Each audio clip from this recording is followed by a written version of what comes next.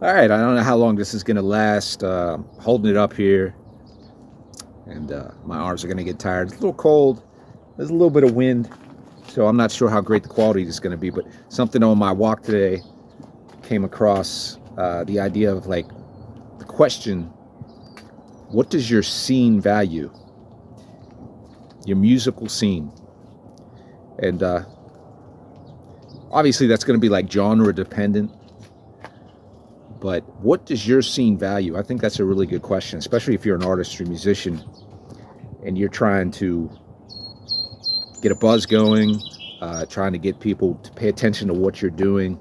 You're spending all your time on your songwriting and you're working on your performance, whether you're a solo artist or in a band. And it's just such an important question to think about. Because it really does determine, like, it really does, like, let you know whether what you're doing when it comes to presenting your music to people, whether that's even worth it.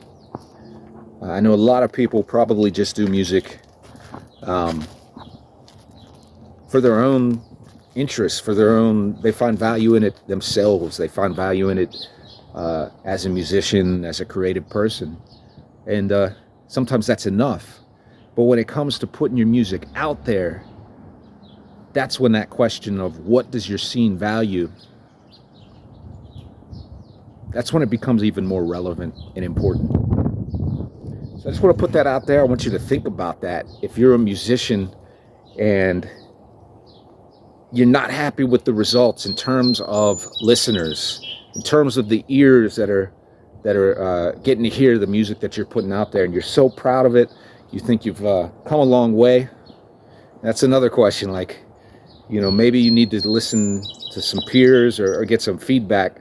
But if you know for sure, like, you have a big discography, you've got a lot of music in your catalog, and you know, yeah, of course, there's some songs that, you know, maybe 5 years ago you thought were great and they're not so much, given the time that's gone by, and you have that time to reevaluate it.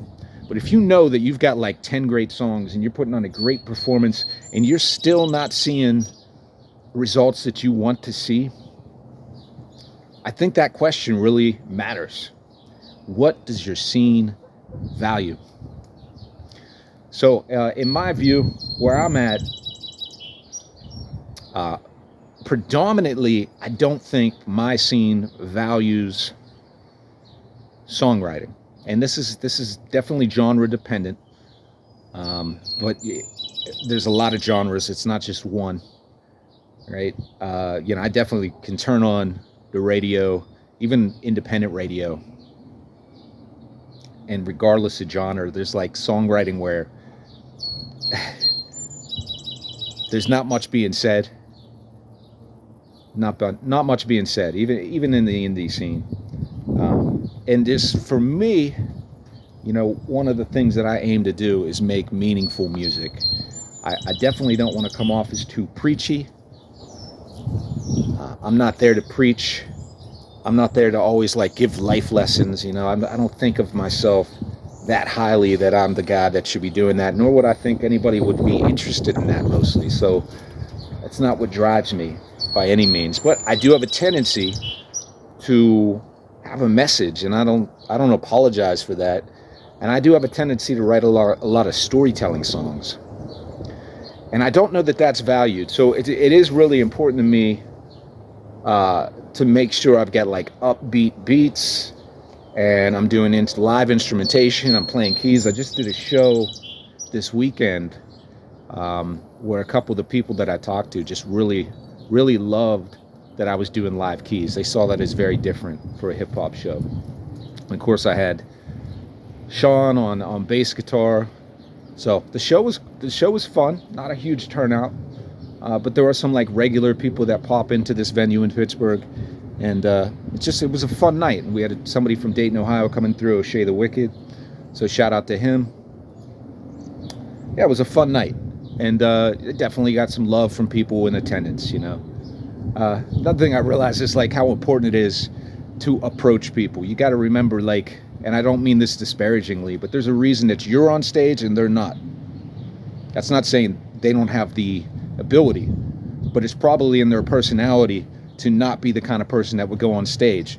So why would it be in their personality to approach you and be like, hey, great show? You know, some do that and have no interest in being a musician or being on stage and being in the forefront like that. But a lot of people don't. So I've gotten to this point where I realize, you know what, you should probably just, if you know somebody was feeling your music or they had a reaction even to one song, if you happen to be by them at the bar or at the venue, wherever, just say, hey, thanks for coming out. You know, another couple, I said that and guy gave me a weird look. I was like, regardless of why you're here, you know, I'm not saying you came out because you saw me on a flyer, but thank you for coming out.